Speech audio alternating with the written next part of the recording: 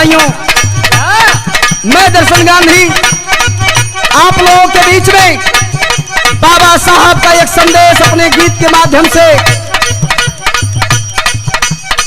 आपके बीच में मैं रख रहा हूं। जरा गौर फरमाइएगा, कौन सी गीत है?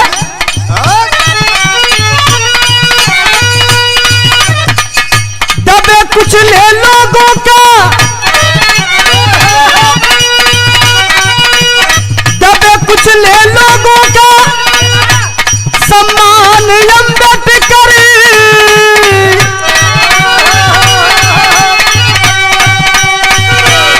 इस भव्य भूषण भारत का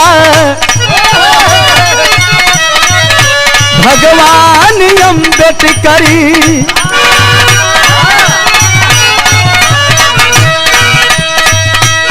मेरी मानो न मानो दुनिया वालों,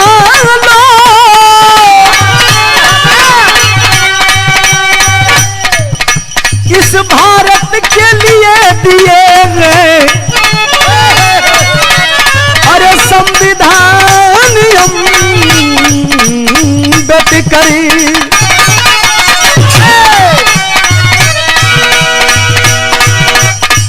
एक फूल चमन में खिलल, जकरे आगे जमाना हिलल,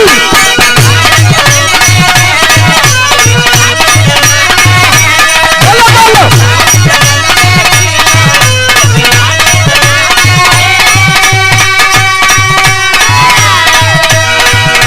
एक फूल चमन में खिलल, जकरे आगे जमाना हिलल, बाबा साहब महान शान इस भारत के, बाबा साहब महान शान इस भारत के, लिख दिए वो संविधान शान इस भारत के।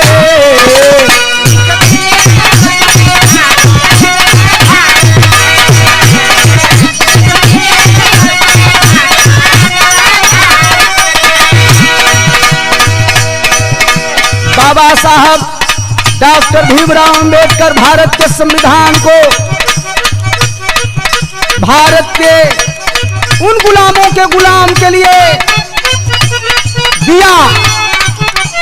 आज हम आजाद हैं उस मनुवाद व्यवस्था से, वर्ण व्यवस्था से हमें छुटकारा दे करके समाज के मुख्य धारा में हमें जोड़ने का काम किए बाबा साहब। लिखते हैं कभी क्या,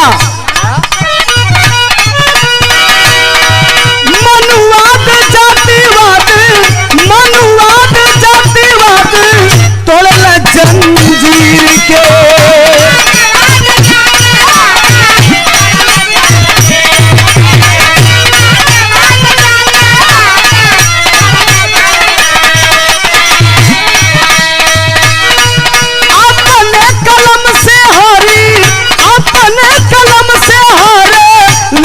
सबके पीर के,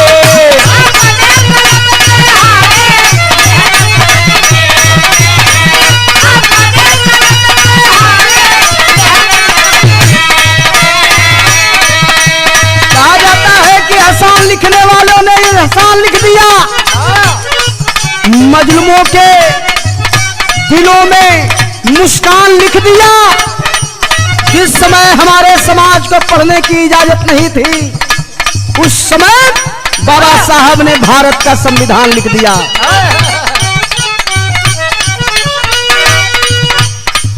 मनुवाद जातिवाद तोड़ल जंजीर के,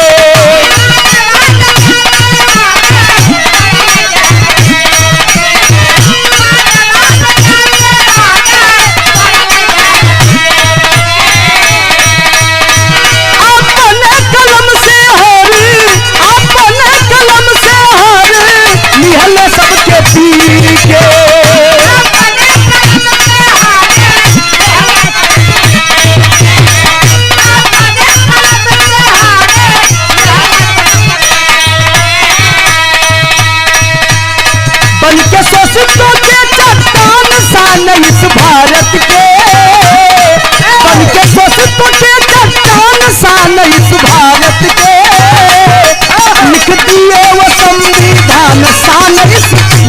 भारत के, इस भारत के।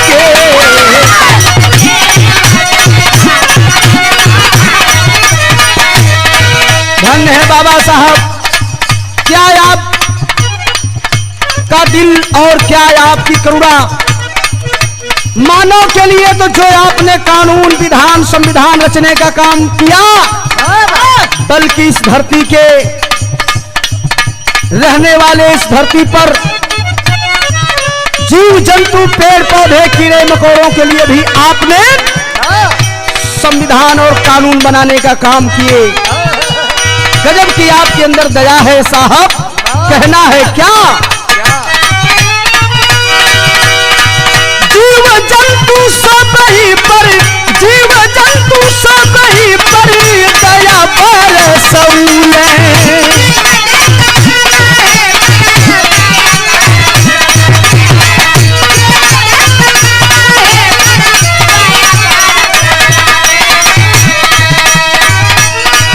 पशु पक्षी खातिर भी कानून बनौले।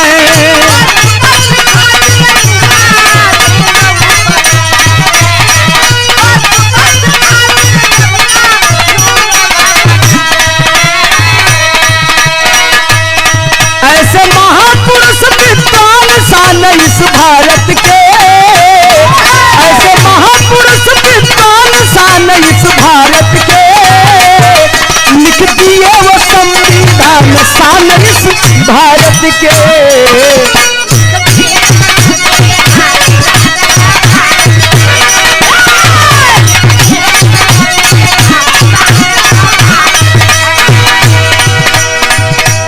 आज समतामूलक समाज की स्थापना करके बाबा साहब डॉक्टर भीमराव अंबेडकर हम सबको हमारा अधिकार दे करके आज हमारे बीच में नहीं रहे, लेकिन हमारे दिलों में है।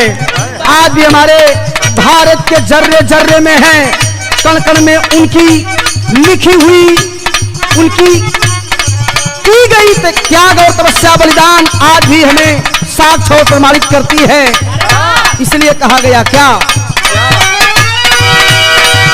हक अधिकार सबके, हक अधिकार सबके देके भागीदारी।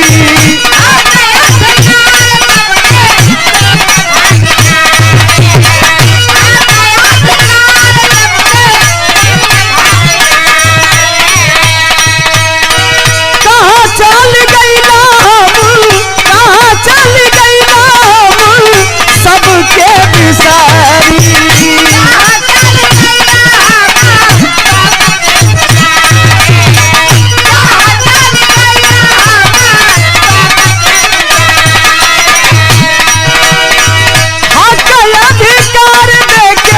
सबके भागीदारी, कहाँ चल गई नाम सबके बिसारी। वह जन जन के भगवान सान इस भारत के, वह जन जन के भगवान सान इस भारत के, लिख दिए वो संविधान